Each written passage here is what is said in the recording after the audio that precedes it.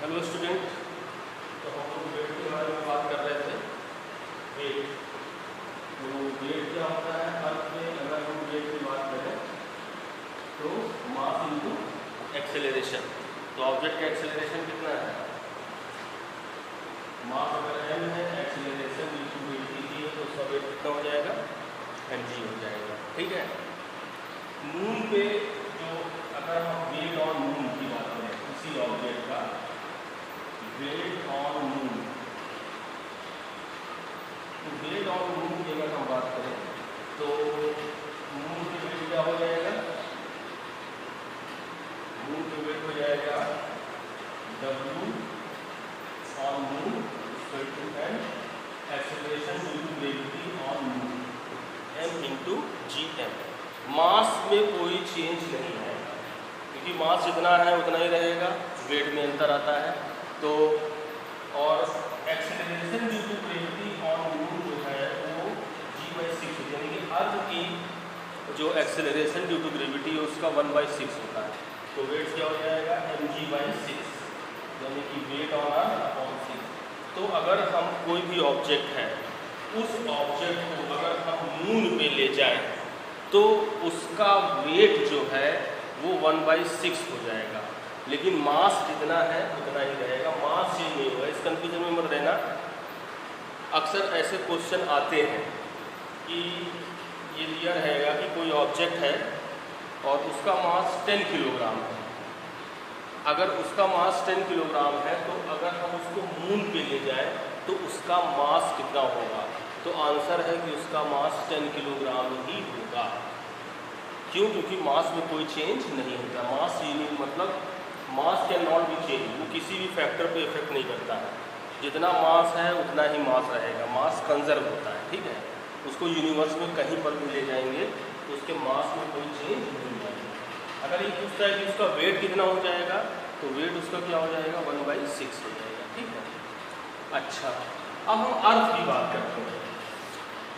अगर हम अर्थ की बात करें तो हमने क्या देखा था कि अर्थ पे क्या बोलते हैं, acceleration due to gravity equator पे सबसे कम होती है और पोल पे सबसे ज़्यादा होती है। तो अगर हम वेट की बात करें तो वेट इक्वल टू क्या होता है? Mass into acceleration due to gravity.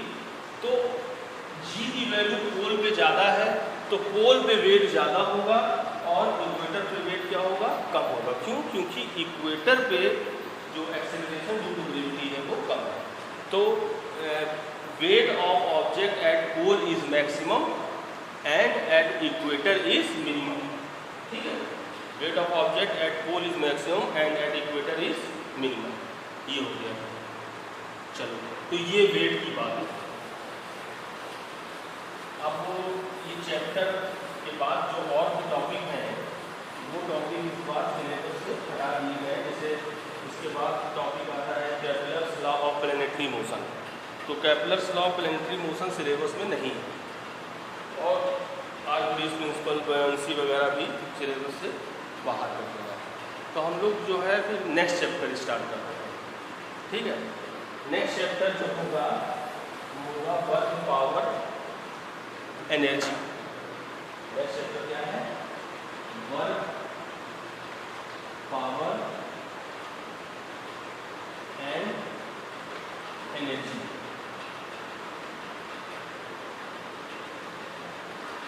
Work, power and energy, 3 term है। वर्क हम लोग पढ़ेंगे, एनर्जी पढ़ेंगे और power. What is work? Work क्या होता है?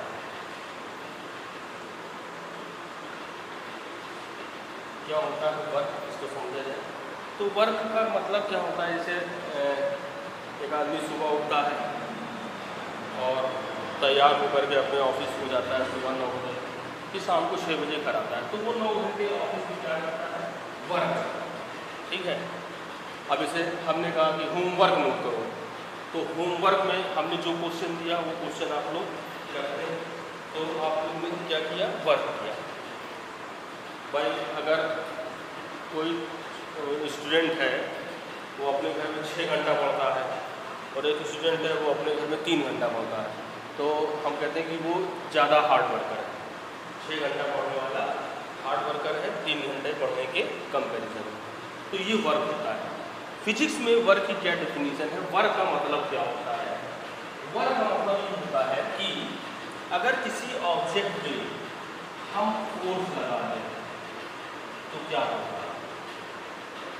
किसी ऑब्जेक्ट पे फोर्स लगाने से वो डिस्प्लेस हो जाता है। क्या हो जाता है?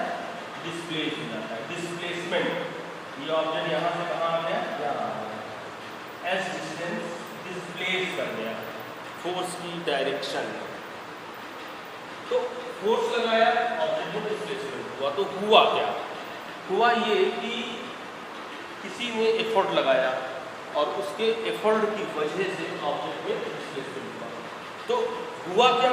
डिस्प्लेसमेंट हुआ। क्यों हुआ?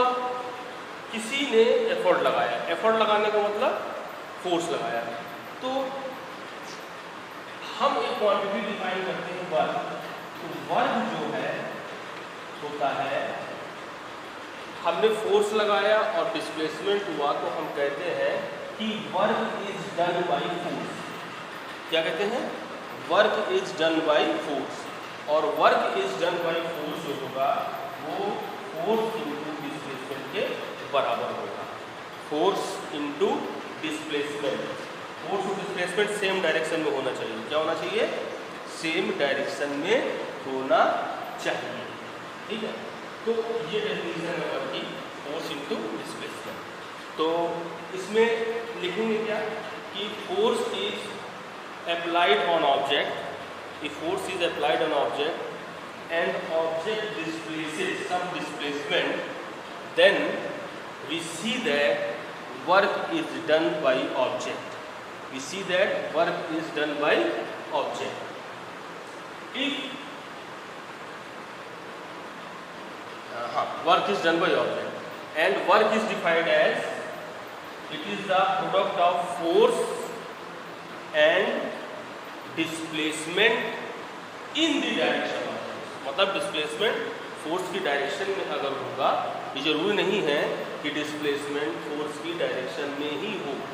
तो अगर फोर्स की डायरेक्शन में डिस्प्लेसमेंट होगा तो वर्क डन क्या होगा? Force into displacement. If force applied force is F, इसमें लिखना if applied force is F and displacement is S, then work is equal to F into S. Then work is equal to F into S. तो ये होता है work. सीधी सी बात है, force लगाया, displacement हुआ फोर्स की डायरेक्शन में, तो वर्क क्या हो गया? Force into displacement. ठीक है, तो ये वर्क बनेगा। वर्क की यूनिट क्या होती है? वर्क की यूनिट वर्क क्या है? Force into displacement. फोर्स की यूनिट क्या है?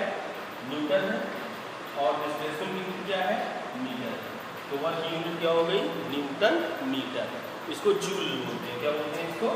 जूल। ये सिखाते हैं। तो in SI system unit of work is newton metre, it is called joule. और 1 जूल इक्वल टू क्या होगा? 1 न्यूटन मीटर।